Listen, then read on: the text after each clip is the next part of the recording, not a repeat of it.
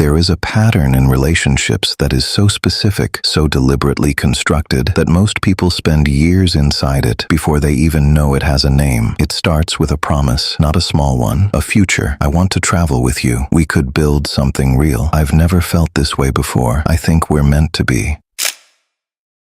And for a moment, maybe weeks, maybe months, they make you believe it. They talk about it like it's already decided. They describe it like it's happening. And you, wanting to believe them, do. Then, without warning, they pull away. They become distant, cold, unavailable. You reach out. Nothing. Days pass, weeks sometimes, and just when you've accepted it's over, right when you've started to move on, they come back. A text, a call, an apology. I've been thinking about you. I made a mistake. I miss what we had. And they promise again. The same future, the same certainty. And you, exhausted from the loss, fall back in.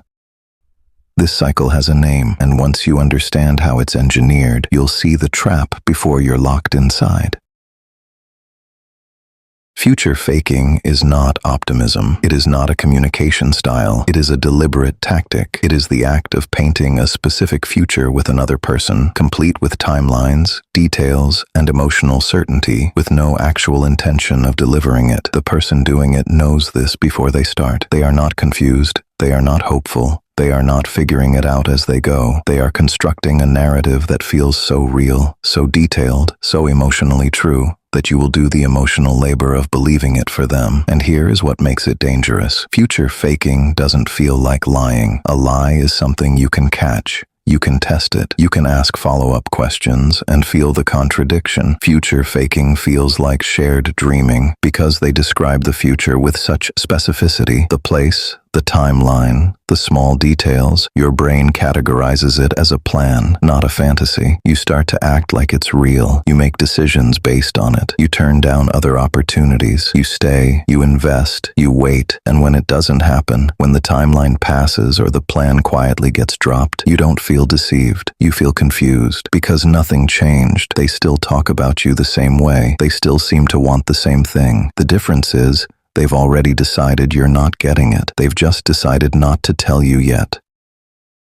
Future faking never exists alone. It is always paired with what is called hoovering. Hoovering is the deliberate pull back in after an emotional discard. It is named after the vacuum cleaner because that is exactly what it is, a mechanism designed to pull someone back into orbit after they've started to drift away. The cycle looks like this. Phase 1, the promise. They future fake. They paint the world. You believe. You invest emotionally. Phase 2, the withdrawal. They abruptly become distant, cold, unresponsive. Sometimes they don't explain why. Sometimes they blame you for making them pull away. Either way, you are left in sudden silence. You reach out, they ignore it or respond minimally. This phase is designed to make you feel the loss acutely, to make you doubt whether the promise was ever real, to make you feel responsible for the distance. Phase 3, the hoover. Right when you've accepted it's over, right when you've started the work of moving on, they reappear, sometimes with an apology, sometimes with no acknowledgement of the disappearance at all, as if it never happened. They reference the promise again. I still think about that future. They remind you of the connection. I've never been able to stop thinking about you, and because you've just spent weeks grieving the loss, the return feels like resurrection. You feel relief. You feel chosen. You feel like they've realized their mistake. What you don't see is that this was the plan all along. Most people understand manipulation as something that happens steadily. Someone hurts you. You feel hurt. You leave. But the hoovering cycle is different. It does not hurt you steadily. It hurts you in intervals. This is called intermittent reinforcement, and it is the most addictive reward schedule that exists. Your brain does not bond to consistency. Your brain bonds to unpredictability. A slot machine pays out randomly. You play forever. A person who is always kind bores you. A person who is sometimes kind and sometimes cold becomes irresistible. Because your nervous system is trying to solve a puzzle. When will they come back? What did I do wrong? If I just change, will they stay? Every time they disappear, you work harder to understand. Every time they return, your brain floods with relief chemicals, dopamine, oxytocin. You feel high, and because they paired that high with the promise of a future, the hope of that future becomes intertwined with the addiction to them. You are not actually attached to a person anymore. You are attached to the hope cycle. And hope, when it is mixed with pain, becomes one of the strongest bonds a human being can form.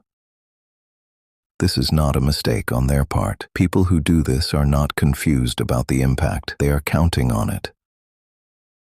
Why do people future fake and hoover? Not always because they are evil, sometimes because they are empty. A person who future fakes is a person who cannot exist in the present moment with you. They cannot build a life with you in real time, so they build it in fiction. The future is controllable in a way the present is not. In the future, you are exactly who they want. You are patient. You are devoted. You are waiting. In the present, you have needs, you have boundaries, you have autonomy. The present is a threat, so they escape into the promise. And when you start to demand that the promise become real, when you start to ask questions or set expectations, they panic. Because the moment the future has to become the present, the whole structure collapses. You will see who they actually are. So they pull away, they create distance, they make you feel uncertain. And then, when you're weakened by the loss, they come back and paint the future again. But this time, they are more careful. They make it vaguer, more distant, less specific, because they have learned you will believe it with less detail. The Hoover works because it resets your awareness.